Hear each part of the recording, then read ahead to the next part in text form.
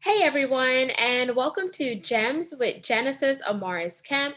Today I will be chatting with John, the corporate action hero Davis, and he's going to talk to us about his background and tell us all these cool things that he's doing and how he got to where he is now.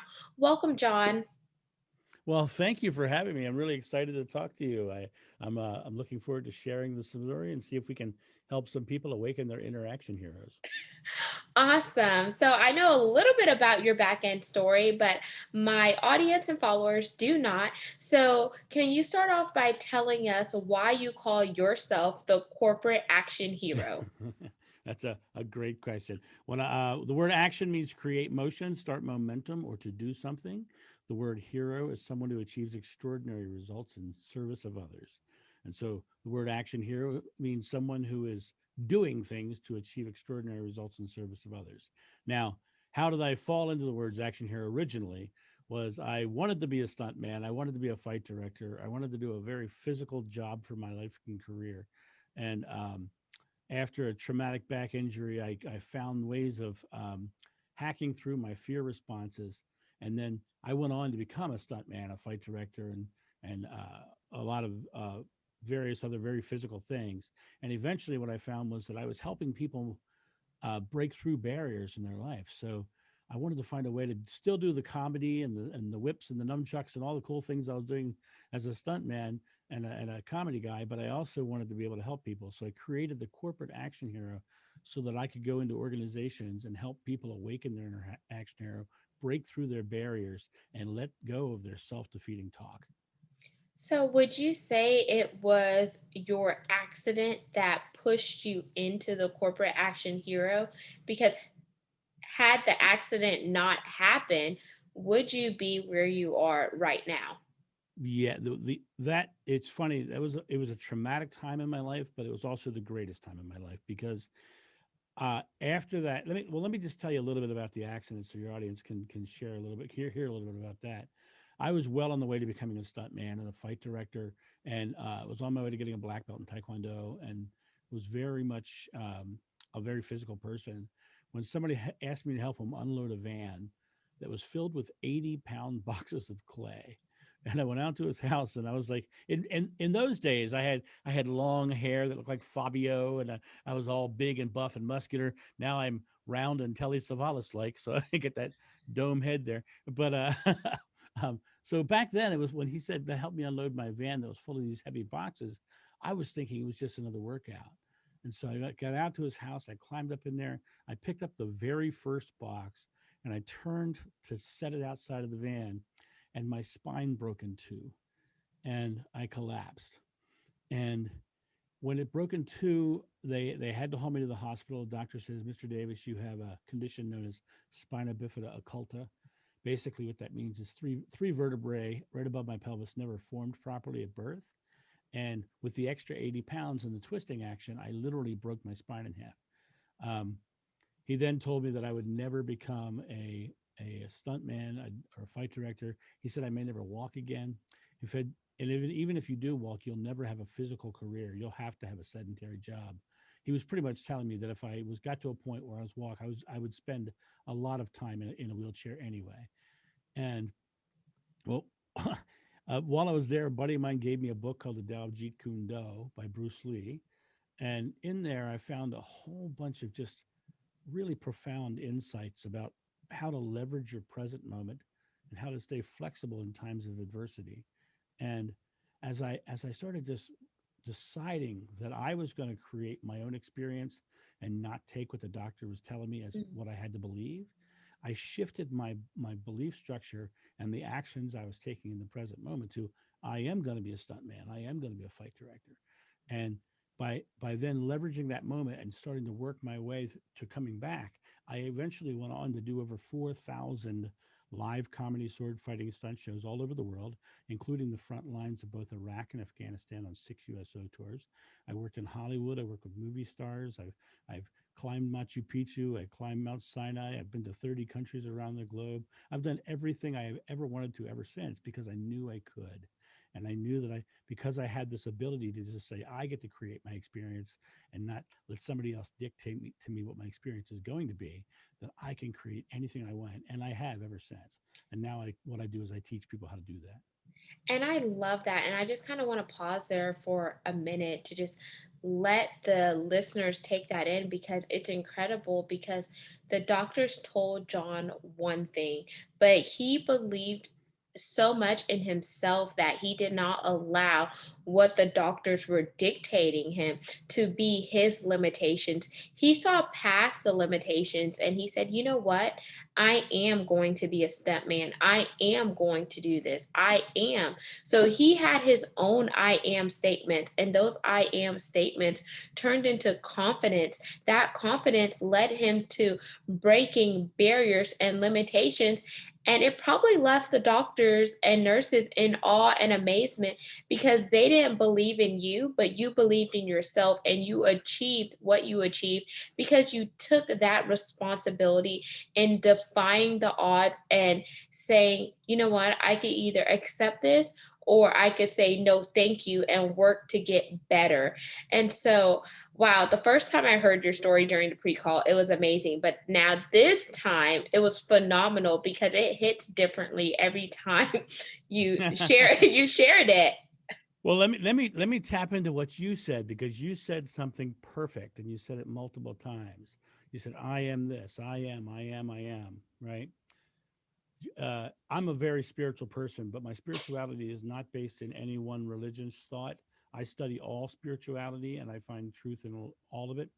And in Christianity, Jesus said, whatever you ask in God's name is granted. But Moses said God's name was I am. Mm. And so when you say I am anything, you are asking in God's name. And that's my belief. And so when I could sit in that bed and I could say, I am broken, like the doctor was telling me, or I can say, I am creating a better back. I am getting better. I am becoming a stuntman. And by shifting into that sort of faith. Now, if you really want to look at it from an interesting perspective, Buddha says, what you think you become, you create your world. Krishna said, you are the culmination of your thought. The Bible says, as a man thinketh, so is he. Uh, and Gandhi says, you must be the change you want to see in the world.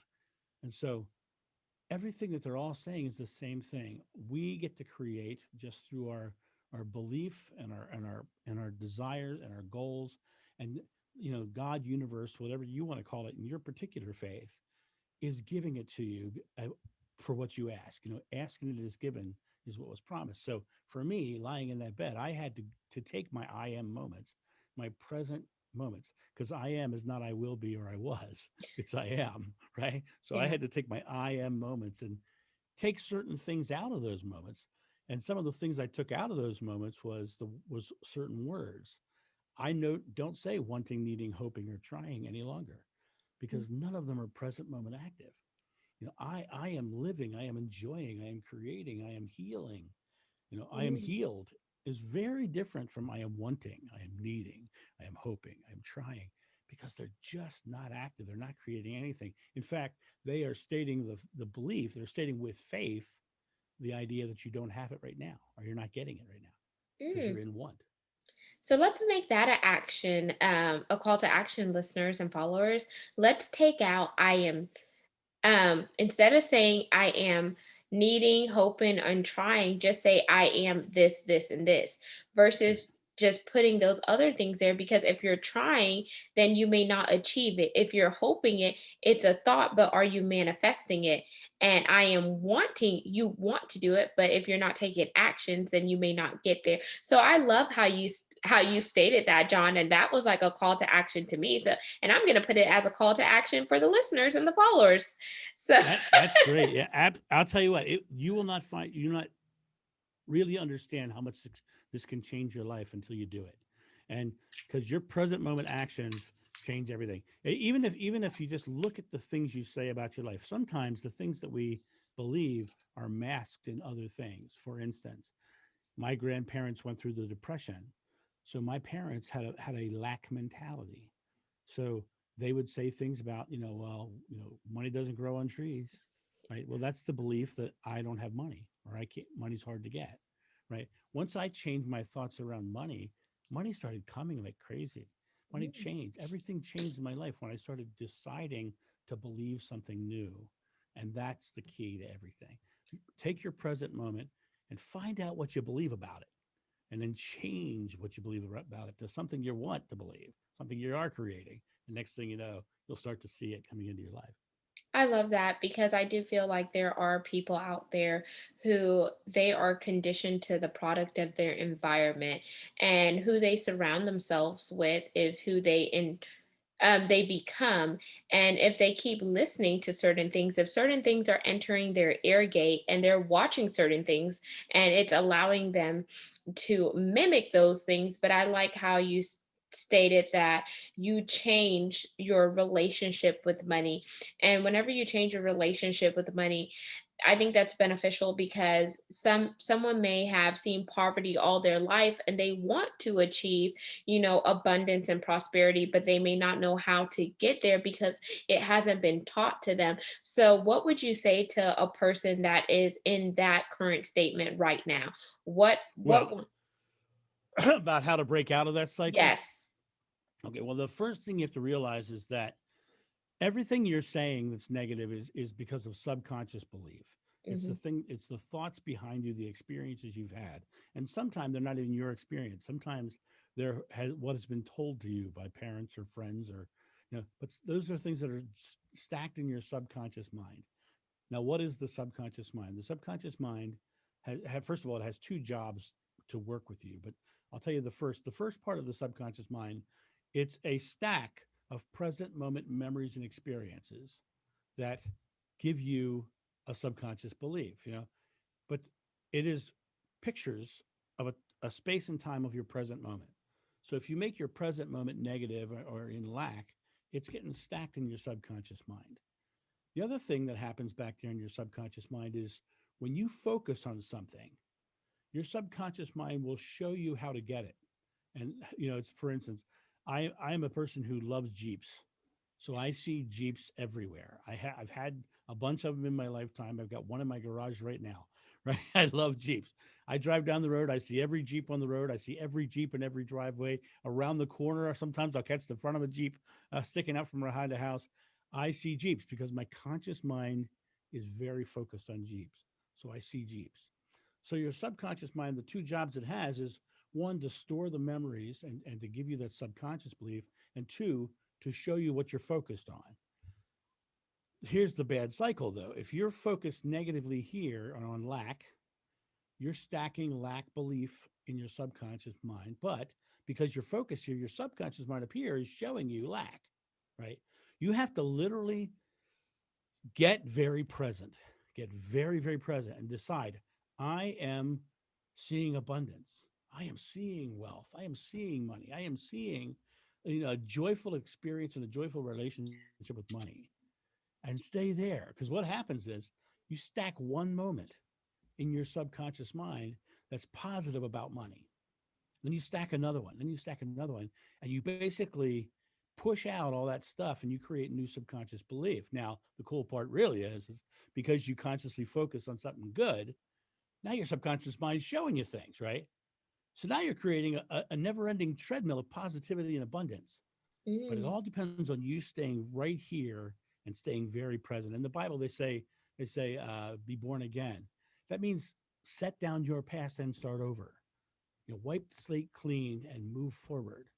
You know, if you can wipe your slate clean and move forward, then you can just start stacking these small present moments. Here's the tough part that most people have: they sit in this moment and they look where they want to be, especially when it comes to money. They look at that number or whatever number or whatever, even the next dollar coming in. They look at that and they think, how do I get to that? Well, what they're saying in this present moment, I can't get to it, or it's hard to get to. The interesting thing is, you never get to it. And the reason you never get to it is because that's not the way the brain works. You only live in one present moment, and it's the this moment where you can do thought, word, and deed. You can't use thought, word, and deed in the future, and you can't use it in the past. You can only do it here. All the future is a place where you set goals for your next present moment. And so by staying very present and stacking your thought, word, and deed, positive relationship with money, you are going to bring this big result to come surround your experience. Because when you do experience it, it's not going to be in the future. It's going to be right here in your present moment, right? You can't go to the store next Thursday right now. Right? There's only right now, right? So your present moment is sitting here, and your past and your future are coming like this, but you are always right here. And you've got to stay there and make this the best it can be so the rest of it can change because you're the ones who's creating your experience. I love that, John, because it's like a building block. And whenever you Mhm. were talking about stacking, I saw the bricks in your background, and it's like in order to build a steady foundation, you have to make sure that everything is leveled before you could stack the bricks that will go up on the side of the house and etc. But without a steady foundation and clean slate, the bricks will not be able to stand. Right. And what makes your foundation of your belief um, fail or be weak is your own belief, your own attitude about whether it's strong or weak. You know, a lot of people sit here and they think, I'm not worthy. And they smack the arms. Well, I'm so dumb. I'm so dumb. That's why I went bald, because I kept smacking the top of my head. Um, but the idea was that, you know, I am, there's that word again, there's words again. I am so dumb. What did I just say about my present moment? That you're I making just, yourself dumb. So you have to right. stop spitting out that rhetoric, because if you keep putting it out there, you're going to start to believe it. And when you start to believe it, that internalization is taking root. And I know you have a fabulous, I think it was the 5F method. So The 5F method. can you share what your 5F method is and how did you establish that? Well, when I got out of the hospital, when actually, let me back up. When I was in the hospital, and I read that book by Bruce Lee, it started the process of study. I studied neurolinguistics, I studied hypnosis, I studied how the brain works, and I combined it with my spiritual studies that I had already started, and I started finding correlations in all of it. And then when I started putting things into practice, things started to formalize. And the 5 Fs are very simple. What they actually do is they hack the fight or flight response. They actually break you out of your fear. Now, all negativity in your life is because of some sort of fear. You know, if you're afraid of something's coming, you're going to be negative. If you're afraid they're going to cheat you, you're going to be negative. You know, that's the way negativity works. The world is really built of a polarity. It's positive and negative, and you get to choose which side of the scale you're on. So the first thing you had to do is you have to realize that all negative comes from fear. Now, what is fear? Fear is an emotional reaction to some future event that may or may not happen, with you focused on a negative outcome. That's all it is. It's negatively focused uncertainty. Because if you weren't negatively focused and you were positively focused, you wouldn't be afraid of nothing, right? You'd be like, oh, no, this will be good. This will be great. No, it's not. But because you're negatively focused, you're negatively focused on an outcome that's not positive. So it's uncertain. So the first thing you have to do is recognize if you're negative, that you're in fear. So first of all, label it. Oh, it's just fear. Now what happens is you're no longer in fear. It's outside and you have an external. Now you have to realize it's also not rooted in your present moment. So it's outside of you. It's in the future, and it's an uncertain future that I get to create. So you don't have to worry about it in this moment. Now, how do you quote unquote not worry about it?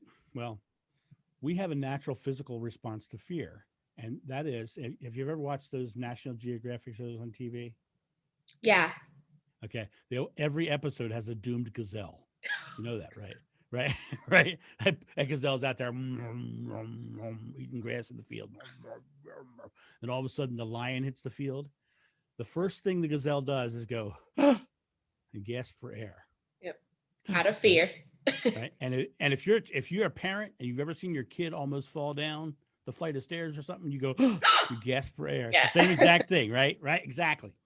So people, when they get in fear or negativity, don't feel like they can breathe. I'm so mad. I can't breathe. I can't breathe. It's not that they can't breathe. It's that their body is physiologically storing air so they can run further and faster. It's a primal response. Actors on Broadway are trained that if they forget their lines on stage, they are supposed to exhale and relax all their muscles. And it shuts off the fear response and turns the cognitive thinking brain back on, and all of their lines rush right back into their head. So the next time you find yourself in a negative state or in fear, take a breathing break. Exhale. Right. And then you just release and you let it go. Right. So fearlessness is the first one. Now, when I was on the front lines of Iraq and Afghanistan on those USO tours that I did, I asked soldiers, when you go into a situation where you may get shot at or bombs blown up at you, how can you do that? And they told me the same thing. They go, all right, we're going to do this thing. They exhale, right? Yeah. Then they say, but it's also easier because we have an objective. They have something to focus on. So they're fearlessly focused and they're focused on a positive outcome, right? So they're staying very focused. Now, I can tell you from being a stuntman that when you're standing on top of a 3-story tower, getting ready to jump off into a fall pad that's 3 stories down, you're not focused on missing, right? Yeah, you're focused on landing on the pad, right? So I'm like, yeah, okay, I'm gonna do that. So you got to get fearlessly and positively focused. Now we talked about earlier about how when you focus on something positive, you start to see something positive. So you got fearlessly focus. The middle one's the one we've talked about a little bit. Faith, belief, confidence. Now I don't care whether you get your belief in your spirituality or religion, as long as you have an absolute belief that you're going to get it, going to get what you choose. If you consciously choose. Now sometimes you have to bypass faith and jump to the next F, which is follow through, because faith is trust and trust is developed by results over time.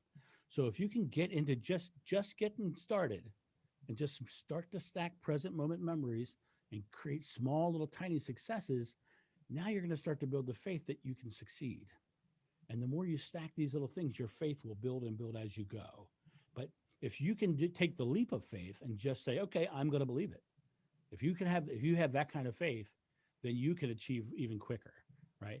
But if you can't get it that way, just start doing something that's in alignment, even if it doesn't feel like if it feels scary, you got to get yourself out of that box. Because if it's scary, if you're scared about it, you have to change that. Exhale, right? Then the next thing that happens, so you got fearlessly focused with faith, follow through. The last one's flexibility. So if something comes up that seems contrary to what you're trying to achieve, then you have to stay flexible in that moment and not allow it to stop you. Bruce Lee used to say, be like water. Water's going downhill, it comes to a rock, and either goes around it or over it and over time through it. But if you're not flexible, you're going to crash. You're going to get stuck, right? So I said earlier how the subconscious mind shows you the pathway to what you're Yeah. focused on. If you're truly focused on something positive and something your subconscious mind shows you something that is completely contrary, it's not to stop you. It's to show you the thing that needs to be addressed so you can get to your goal. So just think of this next thing as the thing you have to tackle to get to your goal. And so you go, okay, I either have to incorporate it into what I'm doing, I have to dismiss it because it's no longer useful, or I've got to adjust it so it'll work with what I'm doing. But it's not something to stop you unless you choose to let it be something to stop you. Because it's just like when you order a dessert in the restaurant, you can say, "Hey, waiter, can I have the tiramisu?" Right? And then he starts heading to the kitchen, and then halfway to the kitchen, you say, "I'll have the ice cream." He's bringing you ice cream, right? Because you changed your mind. So if you change your mind about whether this thing's going to stop you or not, it's going to stop you if you choose that. So fearlessly focus with faith, follow through with flexibility. And I want to make sure that your audience is going to get my free gift, and that is the 5F workbook. And when I say free, I mean free. I don't charge anything. We'll give you a link and you go there, and there's nothing on that entire website that will sell you a thing unless you're trying to hire me as a speaker, which you can go to the contact form and talk to me that way. But there's no other products on there. And on that page, you don't even have to give an email address to get the download. You just go there and download it. And it's a free book. Today's about bringing value, not taking from you, Mhm. because that's what action heroes do. So I make I sure you go love get that. that. And as we begin to close, what are your final thoughts, John, for the listeners and audience out there? What your call to action? What do you want them to take away from this powerful conversation? Because we covered a lot in this short amount of time. We talked about faith, we talked about overcoming fears, we talked about changing the mindset that you have and watching the words that you release out of your mouth. And we also talked about how you got to where you are. And yes, although you had a traumatic experience, you did not stay there, and that was not a part of you. That happened to you, but it also happened for you. Yeah, well, if I could take everything that I talk about, I could make it as simple as I could possibly make it. I would say, first of all, today's choices are tomorrow's outcomes. Now, you can choose positive or you can choose negative. So just take small present moment successes and start stacking them up, just like you were stacking up a toy. Make a big pile, right? Next thing you know, you're going to have everything you want. But you have to realize that if you're in a negative state, it's just fear. Take a breath and exhale. Awesome. And tell the listeners how they can get in touch with you, your first and last name, your email address, and how they could get a free copy of your generous gift today.